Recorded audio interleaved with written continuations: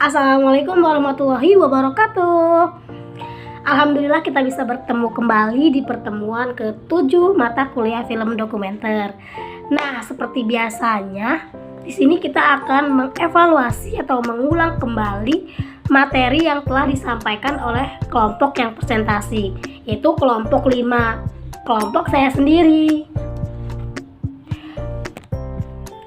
Nah, sebelumnya maafin ya kalau emang suara saya sedikit berbeda karena lagi gak enak badan, but it's okay, kita akan buat video pembelajaran ini. Pada minggu lalu, yaitu kelompok 5 presentasi, mereka membahas materi terkait format penulisan naskah atau skenario, logika bahasa, dan rasionalisasi data. Nah, oke, di sini ada format penulisan naskah. Pembuatan naskah masuk ke dalam tahap produksi. Seorang penulis naskah mempunyai tanggung jawab yang besar dalam menghantarkan sebuah karya yang akan diproduksi agar bisa mencapai suatu keberhasilan. Oleh karena itu, tim produksi juga harus membutuhkan seseorang penulis naskah yang kreatif dan dapat bertanggung jawab semua yang ditulisnya. Oke, di sini ada 3 hal yang harus diperhatikan oleh penulis naskah. Nah, yang pertama yaitu mencatat seluruh informasi yang didapat dari riset atau manapun. Yang kedua yaitu setelah merancang yaitu membuat shooting script. Nah, yang ketiga yaitu membuat komentar, dan komentar itu biasanya dipasang di samping cerita bergambar.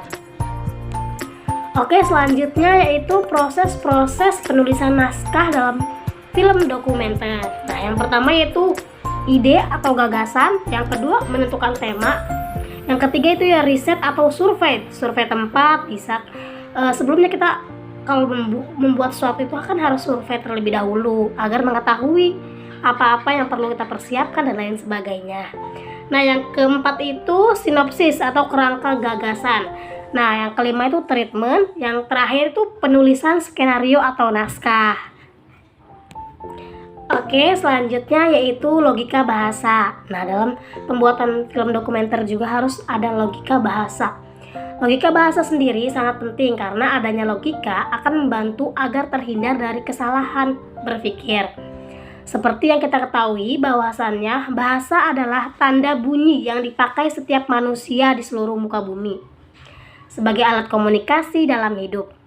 Nah, komunikasi juga bertujuan untuk mempengaruhi, menjelas perilaku, menyatakan perasaan, dan mendalami atau mengajarkan suatu antara penutur dan mitra tutur. Nah, oke, selanjutnya yaitu rasionalisasi data dalam film dokumenter.